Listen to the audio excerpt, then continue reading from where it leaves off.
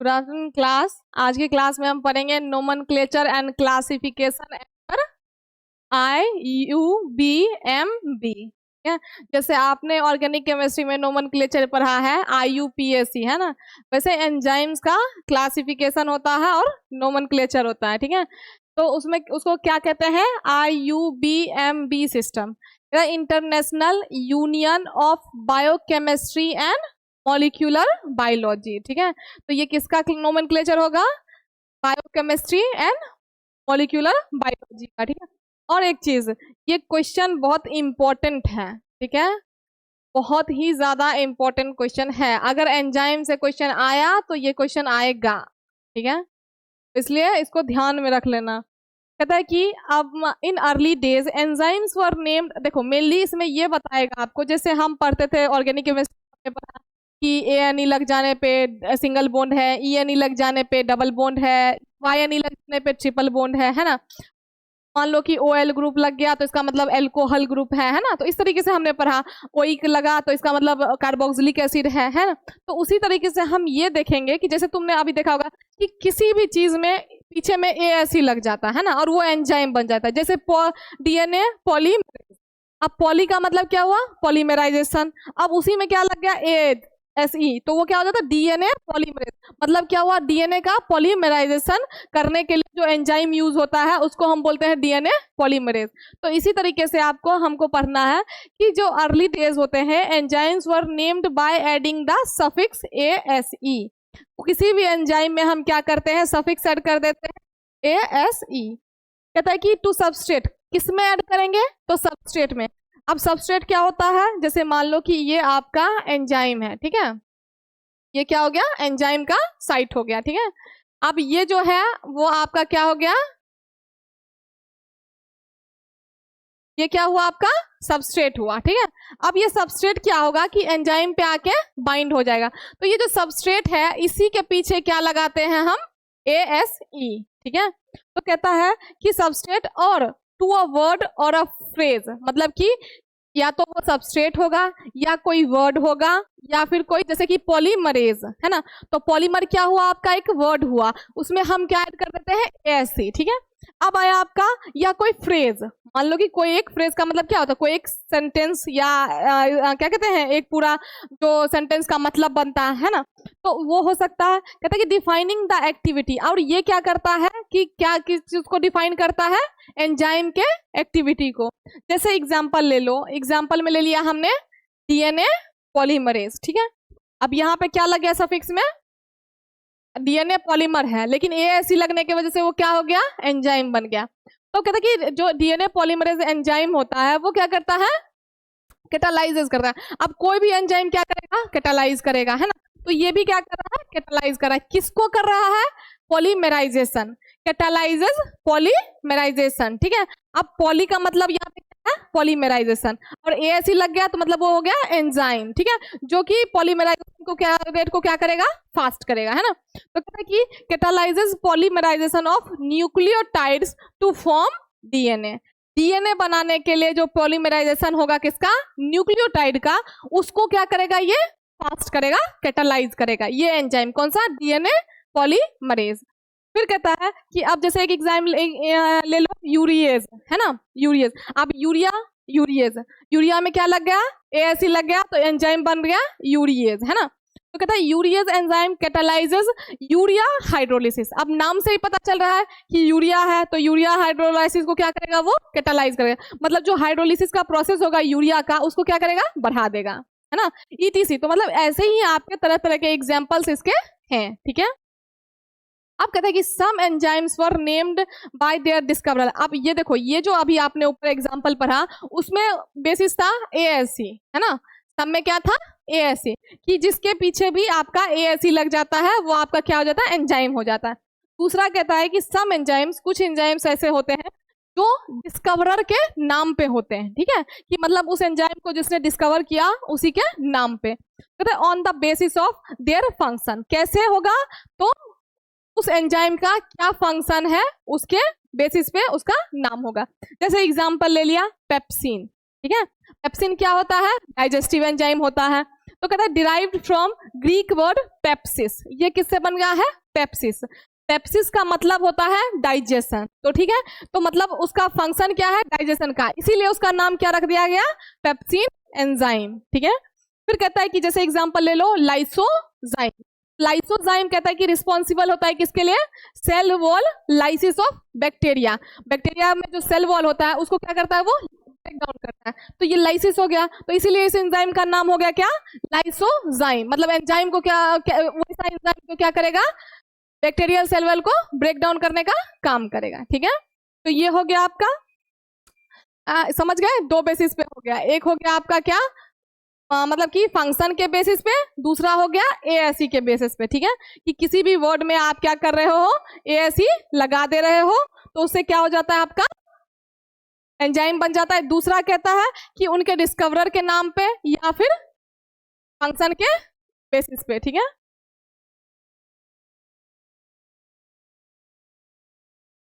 क्या हुआ? फिर कहता है कि international classification of enzymes, enzyme का इंटरनेशनल क्लासिफिकेशन। तो इसमें आ गया क्लासेस और टाइप ऑफ रिएक्शन कैटालाइज्ड, ठीक है। मतलब मेनली एंजाइम का क्लास और जो रिएक्शन क्या होता है? कैटालाइज होता है वो, ठीक है। तो अब इसमें कहता है क्लास में ऑक्सीडो रिडक्टेजेस, ठीक है, ये क्या हो गया? आपका एंजाइम हो गया। ऑब्वियसली बात है, ऑक्सीडो मतलब हो गया क्या? यहाँ पे होगा ऑक्सीडेशन। रिडक्टो मतलब क्या हो गया? रिडक्शन। तो ऑक्सीडेशन और रिडक्शन दोनों होगा। अब बीच पीछे लगा है एंजाइम, तो ऐसा एंजाइम जो ऑक्सीडेशन और रिडक्शन करवाएगा उसको हम बोलेंगे ऑक्सीडो रिडक्टेज, ठीक है। कि ट्रांसफर ऑफ इलेक्ट्रॉन, इसका एक एग्जांपल हो गया क्या? Transfer of electron. मतलब जो इलेक्ट्रॉन का ट्रांसफर होता है वो होता है किसके द्वारा? ऑक्सीडो रिडक्टेज एंजाइम के हेल्प से, ठीक है। They catalyses oxidation and reduction reaction. Obviously बात है, ऑक्सीडेशन और रिडक्शन रिएक्शन को क्या कर देंगे? फास्ट कर देंगे। फिर कहता है कि for example pyruvate dehydrogenase catalyses the oxidation of pyruvate to acetyl coenzyme A. कहता है कि जैसे कि आपको मान लो कि पायरुवेट डिहाइड्रोज एंजाइम जो होता है वो क्या करता है? कैटालाइज करता है ऑक्सीडेशन रिएक्शन को, जैसे कि किसके? पायरुवेट के। तो पायरुवेट आपका किस में कन्वर्ट हो जाता है? एसिटाइल कोएंजाइम ए में, ठीक है। ये हो गया। दूसरा जो आपका एंजाइम का नाम है वो क्या है? ट्रांसफरेज। अब ट्रांसफरेज से क्या समझते हो? ट्रांसफर, है ना। तो ट्रांसफरेज है ग्रुप ट्रांसफर रिएक्शन, जो क्या करेगा? ग्रुप को ट्रांसफर करने का काम करेगा। तो कहता है कि they catalyses the transfer of the chemical group from one to another compound. एक कंपाउंड से दूसरे कंपाउंड में क्या करेगा? ये ग्रुप्स को ट्रांसफर करेगा। कौन से ग्रुप को? केमिकल ग्रुप्स को, ठीक है। कहता है कि for example transaminase transfers an amino acid from one molecule to another molecule. अब जैसे ट्रांस अमीनेज हो गया, ट्रांस का मतलब ट्रांसफर, अमीनेज का मतलब अमीन का ग्रुप, तो किसको ट्रांसफर कर रहा है? अमीन ग्रुप को ट्रांसफर कर रहा है एक कंपाउंड से दूसरे कंपाउंड, ठीक है। फिर आपका हाइड्रोलेजेस, हाइड्रोलेजेस एंजाइम आ गया। अब हाइड्रोलेजेस का एंजाइम क्या? हाइड्रो का मतलब क्या हुआ? हाइड्रोलिसिस, है ना। तो वाटर का ब्रेकडाउन। कहता है कि they catalyses the hydrolysis of a bond. किसी भी बॉन्ड को में जो हाइड्रोलिसिस होता है उसको क्या करेगा? ये फास्ट करेगा। फिर कहता है जैसे एग्जाम्पल ले लो कि the enzyme pepsin hydrolyses peptide bonds in protein. Protein में पेप्टाइड बॉन्ड जो होते हैं उसको पेप्सिन जो आपका एंजाइम होता है वो क्या करता है? हाइड्रोलाइज करता है, ठीक है। और हाइड्रोलाइज जो होता है उसके प्रोसेस को ये क्या करता है? फास्ट करता है, ठीक है। तो मेनली जो हाइड्रोलिसिस होगा, आप देखो ऑब्वियसली बात है, जब आपका पेप्टाइड बॉन्ड का फॉर्मेशन होता है क्या कहते हैं प्रोटीन में, तो उसके लिए आपको क्या चाहिए होता है? एंजाइम चाहिए फॉर्मेशन के लिए। तो वो एंजाइम यहाँ पे कौन सा ले रहा है? पेप्सिन। तो अगर पेप्सिन एंजाइम ले रहा है तो पेप्सिन का काम क्या होगा? यहाँ पे हाइड्रोलिसिस के रेट को बढ़ाना, ठीक है। फिर है आपका लाइएजेस। लाइएजेस का मतलब क्या हुआ? कि addition of group to double bond, formation of double bond by removal of group, ठीक है। मेनली एक तो इसमें आ जाएगा कि डबल बॉन्ड को ऐड करना, डबल बॉन्ड का फॉर्मेशन होना कैसे? एक ग्रुप को रिमूव करके, ठीक है। तो इसमें कहता है कि they catalyses the breaking of bonds without catalysis. कहता है कि बिना कैटालिसिस के, बिना कैटालिस्ट के ये क्या करता है, जो ये एंजाइम है वो क्या करता है, जो बॉन्ड ब्रेकिंग होता है उसको क्या करता है, फास्ट कर देता है। फिर कहता है कि जैसे एग्जांपल ले लो एल्डोलेज। एल्डोलेज जो होता है आपका एन एंजाइम, जो कि आपका किसमें होता है, ग्लाइकोलाइसिस में। कहते हैं catalyses the splitting of fructose 1,6-बाइफॉस्फेट इनटू ग्लिसरल एल्डिहाइड 3-फॉस्फेट और डिहाइड्रोक्सी एसीटोन फॉस्फेट। ठीक है, तो ये काम किसका है इसका, कि ग्लाइकोलाइसिस में जो आपका होता है फ्रुक्टोज प्रेजेंट, उसको ये क्या करता है, कन्वर्ट कर देता है किसमें, ग्लिसरल एल्डिहाइड 3-फॉस्फेट में। ठीक है, तो ये इसका यही काम है कि ग्रुप नए डबल बॉन्ड्स को ऐड करेगा, दूसरा डबल बॉन्ड का फॉर्मेशन करेगा। कैसे, तो एक ग्रुप को रिमूव करके। ठीक है, फिर कहता है कि आइसोमरेज है आपका, तो आइसोमरेज में क्या होगा कि transfer of groups within molecules to yield isomeric form. Mainly क्या करेगा, जो ये क्या करेगा, ग्रुप को ट्रांसफर करेगा किसमें, मॉलिक्यूल में, ताकि ये क्या बना सके, अपना आइसोमेरिक फॉर्म बना सके। ठीक है, कहते हैं कि दे कैटालाइज द कन्वर्जन, मतलब कि जो मेनली कन्वर्जन रिएक्शन होता है, कि मान लो जैसे अब ग्लूकोज 1,6-बाइफॉस्फेट से आपका ग्लिसरल एल्डिहाइड 3-फॉस्फेट बना है ना, तो ये जो कन्वर्जन का होता है रेट, उसको क्या करेगा, ये फास्ट कर देगा। ठीक है, फिर कहता है कि जैसे एग्जांपल ले लो phosphoglucomutase catalyses the conversion of glucose 1,6-फॉस्फेट ग्लूकोज 6-फॉस्फेट। कहता है कि जो आपका रिएक्शन होता है ग्लूकोज 1,6-फॉस्फेट का, वो किस में कन्वर्ट हो जाता है, ग्लूकोज 6-फॉस्फेट में। किसके हेल्प से, तो फॉस्फोग्लूकोम्यूटेज एंजाइम के हेल्प से। ठीक है, ये काम क्या है कि कन्वर्जन का, जो कन्वर्जन रेट होगा उसको क्या करेगा, ये बढ़ा देगा। फिर कहता है कि that is phosphate group is transfer from one position in the same compound. Iso का मतलब क्या होता है, सेम होता है, इसीलिए इसमें क्या कहता है कि जो फॉस्फेट ग्रुप आपका ट्रांसफर होगा वो क्या होगा, एक पोजीशन से मतलब कि दूसरे पोजीशन पे चेंज होगा, लेकिन कहाँ पे होगा, सेम कंपाउंड में होगा। ठीक है, फिर कहता है कि in glycogenolysis where glycogen is converted to glucose for quick release of energy। Mainly ये किसमें यूज होता है, ग्लाइकोजिनोलाइसिस में, जिसमें क्या होता है आपका कि ग्लाइकोजन को कन्वर्ट किया जाता है ग्लूकोज में। अगर आपको बहुत फास्टली, मतलब बहुत जल्दी जल्दी एनर्जी चाहिए होगा, तो अगर फास्टली एनर्जी चाहिए होता है तो क्या होता है, बॉडी ग्लाइकोजन जो होता है आपका, उसको क्या करता है, ग्लूकोज में कन्वर्ट करने लगता है। ठीक है, के लिए कौन सा प्रोसेस यूज होता है, ग्लाइकोजिनोलाइसिस। फिर है आपका लीगेज। लीगेज एंजाइम आपका है कि formation of carbon carbon, carbon sulphur, carbon oxygen and carbon nitrogen bond. ठीक है, by condensation reaction coupled at ATP. ताकि किस रिएक्शन से बनेगा, तो कंडेंसेशन रिएक्शन। अगर तुम लोग ये चैप्टर मतलब कि अगर बैक में जाओगे तो तुम्हें ये सारी चीजें मैंने पढ़ाया जो अभी आ रहा है, एक तरीके से तुम्हारा रिवीजन है। ठीक है, ये सारे चीजें तुम पढ़ चुके हैं, मैंने कुपल रिएक्शन भी पढ़ाया, एटीपी पढ़ाया, कंडेंसेशन रिएक्शन भी पढ़ाया है। ठीक है, फिर कहता है कि इसमें क्या होता है कि मेनली जो आपका इसमें क्लीवेज होता है। क्लीवेज का मतलब क्या होता है, देखो मतलब कि फॉर्मेशन होता है किसका, carbon carbon single bond, carbon sulphur bond, carbon oxygen bond और कार्बन नाइट्रोजन बॉन्ड। कैसे होगा, तो कंडेंसेशन रिएक्शन के हेल्प से होगा, जो कि क्या होगा, कुपल्ड कहाँ होगा, एटीपी क्लीवेज के साथ। यहाँ पे क्या होगा, किसका ब्रेकडाउन होगा, एटीपी का। ठीक है, एटीपी मॉलिक्यूल। कहता है कि they catalyses the association of two molecule.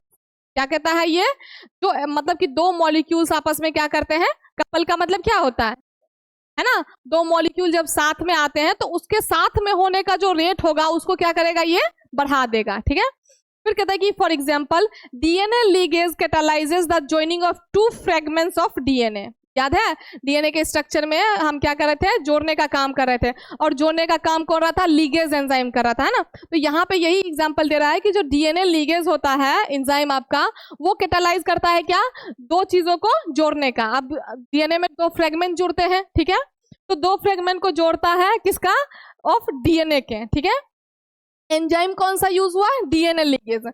फिर कहता है कि by forming a phosphodiester bond, अब जोड़ेगा तो उसके लिए कोई चीज को आपको जोड़ने के लिए एक बॉन्ड चाहिए ना, है ना, ब्रिज चाहिए, तो वो ब्रिज क्या होगा आपका, बॉन्ड होगा। और कौन सा बॉन्ड होगा, तो फॉस्फोडाइस्टर बॉन्ड।